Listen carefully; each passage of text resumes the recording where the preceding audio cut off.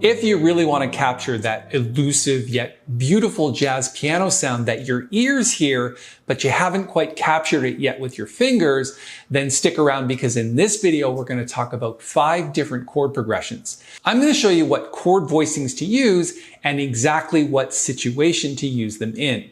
We're going to be using sheet music just to make things clearer, and a little bit later on, I'll post a link so you can download the sheet music for free.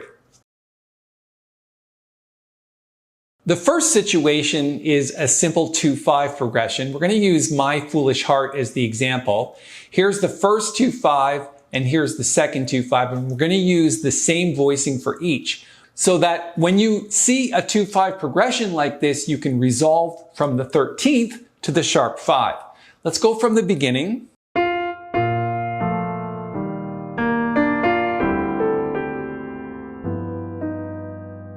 So that's the situation there where it goes from D minor 7th, which is the 2 chord, to the G7, which is 5, and then it goes from the 13th to the sharp 5. Then as we continue, it does it again here.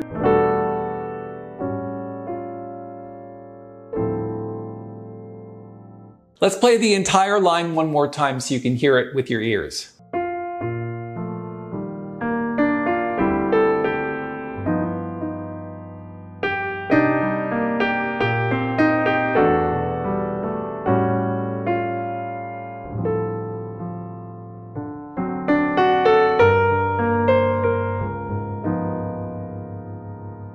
You probably noticed that time that I put this little grace note in there. All we're doing is going up from the sharp 5 to the 13th, back to the sharp 5.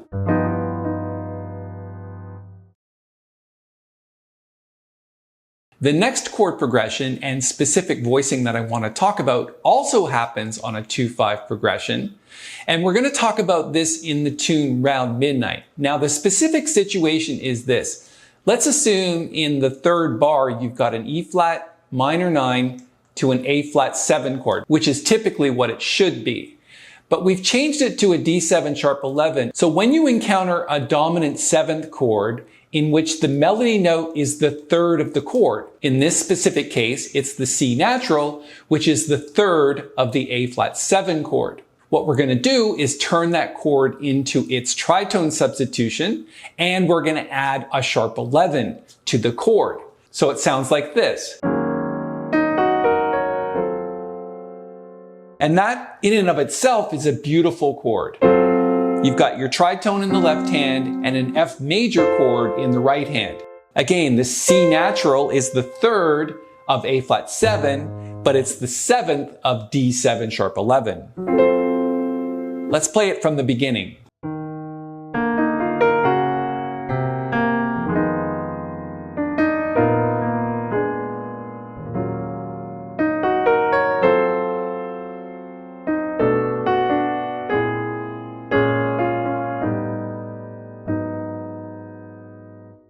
I think in the context of that phrase, that D7 sharp 11 chord really stands out.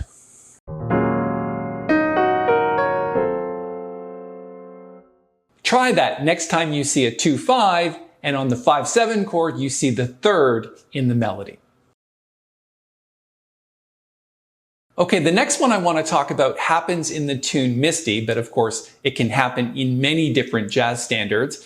We're just using Misty as the example in this case. Let me play it first, and what I want you to listen for is this section right here, where we've got specific voicings applied to a specific situation.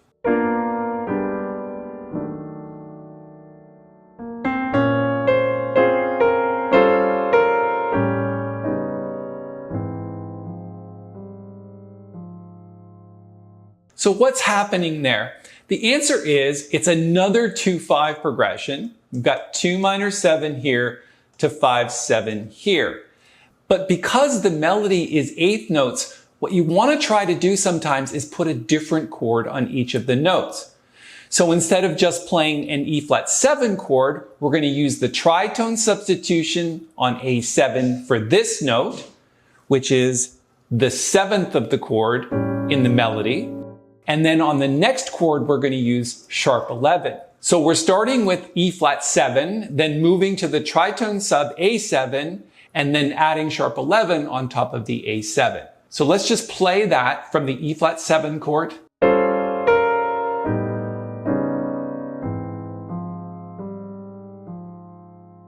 So the situation that you're looking for to apply that is when you have multiple melody notes, but the chord progression is a simple 2-5.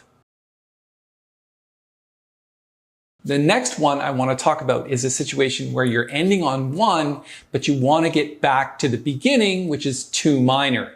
So the progression is moving from 1 major to 2 minor. Now this happens in a lot of tunes, but we're going to talk about it in the context of body and soul. Let's scroll down a little bit and find where it happens. So it happens here when we get to 1. So this is the D flat chord, which is 1 in the key of D flat.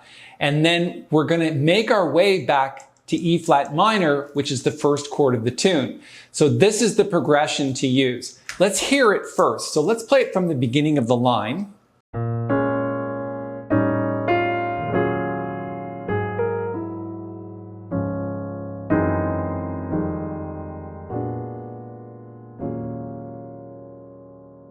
Let's talk about how that works. The progression, again, is from 1, and then we're getting to 2 minor. So you go from 1 to 4, 7, some type of chord. In this case, we're going to use sharp 11, to 3 minor 7, to 6, 7. And the chords that you choose depend on what note you're going to use in the melody note. So let's play the progression. This last chord is really nice because it contains the flat 9 and the sharp 5. And we're going to go to 2 minor. Play it again.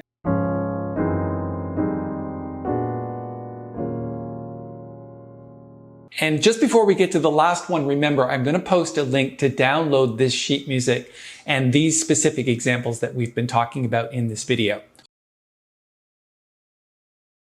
Okay, the last situation is when you encounter melody notes that move up or down a scale. In this case, it's moving up the D minor scale. Now it's missing some notes of the scale, but that doesn't matter. It's just jumping from note to note up the scale. Now, the first part of this progression, we're going to use something called the 6th diminished scale. So this is a Barry Harris concept. The first chord is D minor 6th, moving up the scale, and every other note is going to be a diminished 7th chord. Now that diminished 7th chord is built on the 5th of D minor.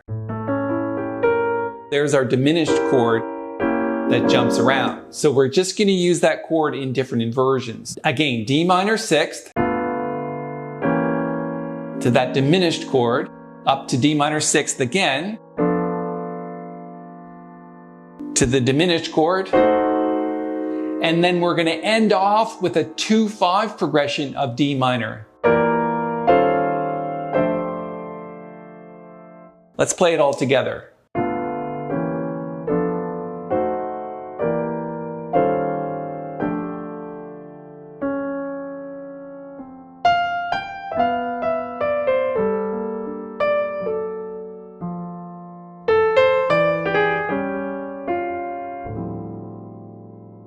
It's one of my favorites. I like reharmonizing each note of the melody, especially when you can use a 6th diminished scale. In this case, it's the minor 6th diminished scale. One more time.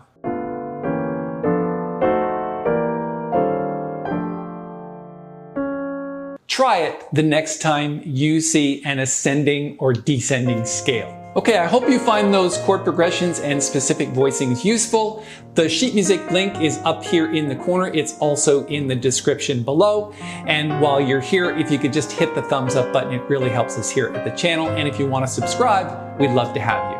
If you're looking for other ways to use the 6th diminished scale and exactly how that whole thing works, I have a very popular video on this channel that you might want to check out next. That video is right here. My name is Paul Tobey. Thank you for listening. I'll see you next time.